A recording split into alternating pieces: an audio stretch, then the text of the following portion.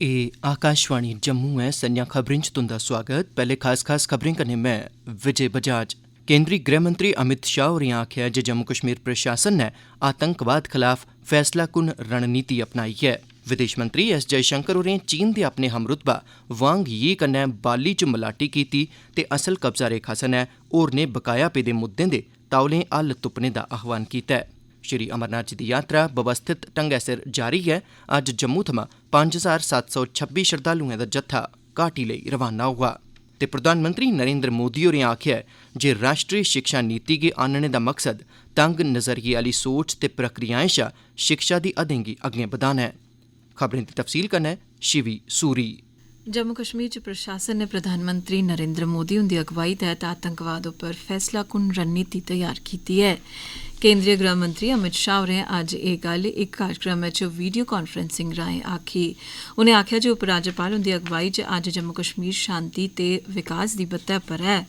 गृह मंत्री होरें सोनवार च समाज सुधारक ते दार्शनिक रामानुजाचार्य हुंदी मूर्ति स्टैचू ऑफ पीस दा परता गोआड़ेआ। शाह होरें आखेआ जे श्री सिन्हा हुंदी अगुवाई आह्ले प्रशासन ने कश्मीर दे लोकें ताईं बिजन फर्कोफर्की दे विकास कीता ऐ। उनें आखेआ जे श्रीनगर च सूर्य मंदरै गी बहाल ते परतियै ठीक कीता गेआ ऐ। श्री रामानुजाचार्य हुंदी शिक्षा उप्पर लोऽ पांदे होई श्री शाह होरें आखेआ जे उनें ज्यादातर कम्म दक्खन भारत च कीता, लेकिन ब्रह्म सूत्र दे किश जरूरी हस्तलिपियें गी लैने लेई ओह् कश्मीर भी आए न। विदेश मंत्री एस जयशंकर ते उंदी चीनी हमरुतबा वांग यी होरें अज्ज इंडोनेशिया दे शैह्र बाली च बैठक लाई। 1 घैंटे तक्कर चली दी बैठका च पूर्वी लद्दाख च बने सरबंधी मुद्दे दे इलावा चीन च पढ़ने आह्ले भारतीय विद्यार्थियें गी वापस उत्थे भेजने ते दौनें मुल्खें बश्कार सिद्धी ब्हाई डोआरियां परतियै शुरू करने सने होर केईं सारे विशे पर गल्लबात कीती गेई। बैठक दौरान विदेश मंत्री होरें पेदे मुद्दे जिस च पूर्वी लद्दाख च असल कब्जा रेखा ते होरनें मुद्दे शामल न उनेंगी हल करने दा आह्वान कीता। किश तनोतनी आह्ले इलाके च फौज गी पिच्छे हटाने दे बारै गल्ल करदे होई डाक्टर जयशंकर होरें बाकी दे सब्बै इलाके थमां बी पूरी चाल्ली इयै ने रौं अपनाने ते बरकरार रखने ते कन्नै गै बन्ने आह्ले इलाके च शांति बहाल करने दी जरूरतै गी दोहराया। उनें दबक्खी समझौते दिशा निर्देश दी पूरी चाल्ली पालमा करने उप्पर बल दित्ता। इस ताईं दौनें मंत्रियें इस गल्लै पर सहमति जताई जे दौनें तरफा दे फौजी ते कूटनीतिक स्तर पर गल्लबात जारी रौह्नी लोड़चदी ऐ। जम्मू दे भगवती नगर आह्ले आधार शिविर थमां सख्त सुरक्षा बंदोबस्तें हेठ 5726 श्रद्धालुएं दा जत्था नुनवन ते पहलगाम आह्ले आधार शिविर लेई रवाना हुआ। भगवती नगर आधार शिविर दे नोडल अफसर उंदे मुजब इस जत्थे च 4384 मर्द, 1117 महिला, 57 बच्चे, 143 साधु, 24 साधवियां शामल न। एह् जत्था 242 गड्डियें दे काफले च सुआर होआ जम्मू थमां अगड़ी यात्रा लेई रवाना हुआ। जम्मू आधार शिविर थमां श्री अमरनाथ जी दी यात्रा लेई जाने आह्ले यात्रुएं दी गिनतरी अज्ज तक्कर 58,217 होई गेई ऐ। साढ़े कश्मीर आह्ले संवाददाता दी रिपोर्ट मुजब अज्ज तक्कर 91,000 थमां बद्ध श्रद्धालुएं अमरनाथ जी दी पवित्र गुफा च मत्था टेकी लैते दा ऐ। श्री अमरनाथ जी दी यात्रा पहलगाम ते बालतल आह्ले रस्ते थमां रमानदारी कन्नै चला'रदी ऐ। एह्दे अलावा श्रद्धालु घर बैठे दे श्री अमरनाथ जी दी वैबसाइट पर जाइयै बी बाबा बर्फानी दे ऑनलाइन दर्शन करी सकदे न। एह्दे लेई वैबसाइट दा पता ऐ http://www.sriamarnathjishrine.com। ग्रामीण विकास ते पंचायती राज विभाग दियां कमिशनर सैक्रेटरी मनदीप कौर होरें बालीवुड दे मन्ने परमन्ने दे गायक कैलाश खेर हुंदे आसेआ गाए दे भक्ति गीत गी जारी कीता। जय जय बाबा बर्फानी शीर्षक आह्ला एह् भक्ति गीत बाबा अमरनाथ जी गी समर्पित ऐ ते एह्दा मकसद लोकें गी अमरनाथ यात्रा दौरान साफ सफाई बरकरार रखने बारै जागरूक बनाना ऐ। इस मौके बोलदे होई कमिशनर सैक्रेटरी होरें आखेआ जे एह् भक्ति गीत लोकें गी अमरनाथ यात्रा दौरान अपने आले दुआले साफ सफाई बनाए रखने दी प्रेरणा देने च बड़ा महत्वपूर्ण साबत होग। उनें आखेआ जे नेहा पैह्ली बारी होआ'रदा ऐ जे जिसलै ग्रामीण विकास विभाग अमरनाथ यात्रा कन्नै जुड़ियै कम्म करा'रदा ऐ। वर्चुअल तरीके कन्नै इस कार्यक्रम च हिस्सा लैंदे होई कैलाश खेर होरें इस किस्मै दा भक्ति गीत तैयार करने च जम्मू कश्मीर प्रशासन पासेआ दित्ते गेदे सैह्योग लेई उंदा धन्नवाद कीता। जम्मू कश्मीर केंद्र शासित प्रदेश च अजे तक्कर चुनाएं बारे कोई औपचारिक ऐलान नहीं किया गेदा है, पर चुनाएं गी लेइयै सब्बै सियासी पार्टियां सरगर्म नजरी आवा'रदियां न। प्रदेश बीजेपी ने भी अपने नेताएं ते कार्यकर्ताएं गी आखी दिता है जे ओह प्रदेश दे हर इक हिस्से तोड़ी जाइयै लोकें गी नरेंद्र मोदी सरकार दिएं कल्याणकारी योजनाएं बारे जागरूक बनान ते लाभार्थियें शा इनें योजनाएं बारे प्रतिक्रिया भी हासल करन।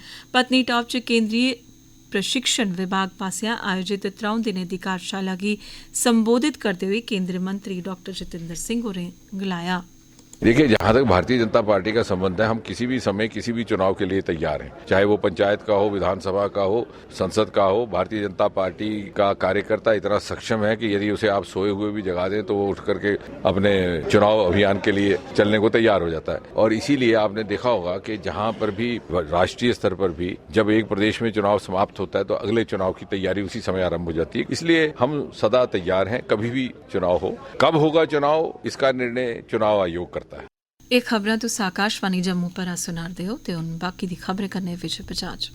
प्रधानमंत्री नरेंद्र मोदी होरें अज्ज आखेआ जे राष्ट्री शिक्षा नीति आह्नने दे पिच्छे दा मकसद तंग नज़रिए आह्ली सोच ते प्रक्रियाएं शा बाहर आइयै शिक्षा दी हदें गी अग्गे बधाना ते उनेंगी 21वीं सदी दी नमीं सोच कन्नै रलाना है। वाराणसी च अखिल भारतीय शिक्षा समागम गी संबोधित करदे होई श्री मोदी होरें आखेआ जे असेंगी नौजवानें गी छड़ा डिग्रिएं आस्तै गै तैयार नेईं करना, सगुआं एह् जरूरी है जे देसै गी अग्गे बधाने आस्तै जरूरी मनुक्खी संसाधनें गी तैयार करदे बेल्लै शिक्षा नीति कन्नै राष्ट्र च योगदान दित्ता जा।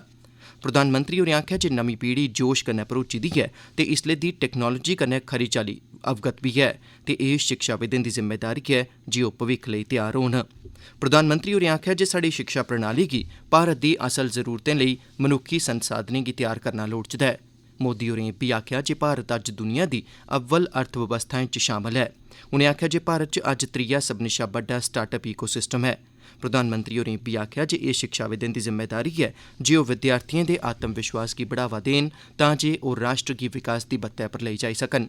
उनें आखेआ जे अखिल भारतीय शिक्षा समागम ने राष्ट्री शिक्षा नीति 2020 दे बारै व्यापक चर्चा लेई इक मंच प्रदान कीता है। उधमपुर जिले ठौनी आह्ले रामनगर दे मजौरी इलाके च अज्ज इक दर्दनाक बस हादसे दी जानकारी हासल होई है। एह् हादसा उसलै पेश आया जिसलै इक ब्याह च गेदे लोकें गी लेइयै परतोआ करदी बस शिड़कै शा रुलकियै हेठ डूंगी खड्डै च जाई पेई।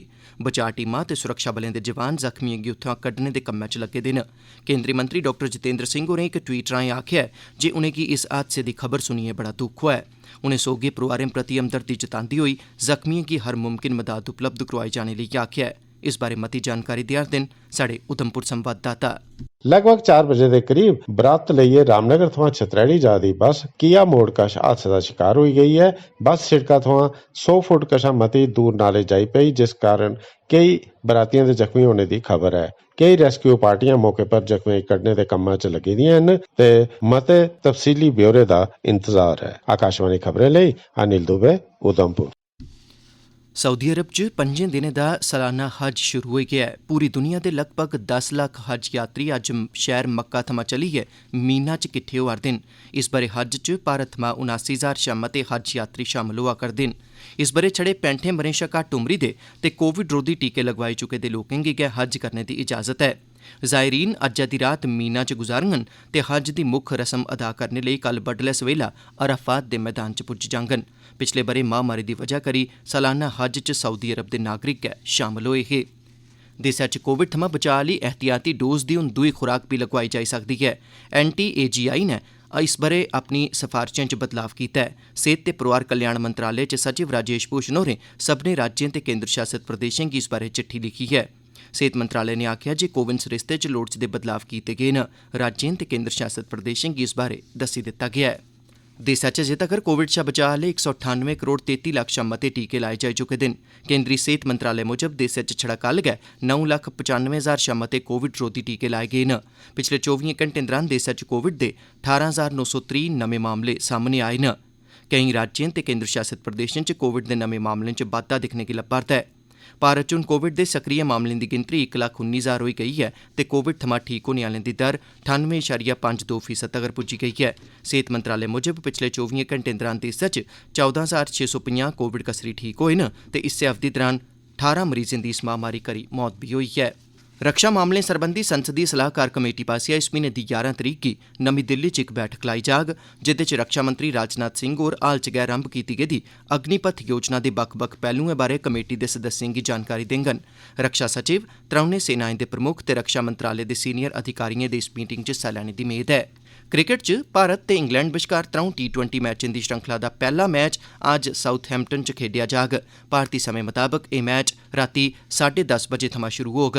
20 ओवरें आह्ले मैच दी श्रृंखला च इंग्लैंड टीम दी अगुवाई जॉस बटलर करङन जिसलै कि भारती टीम दे कप्तान रोहित शर्मा पैह्ली बारी देसै शा बाह्र टीम इंडिया दी अगुवाई करा'रदे होङन। एह्दे कन्नै गै खबरें दा एह् बुलेटिन समाप्त होगा।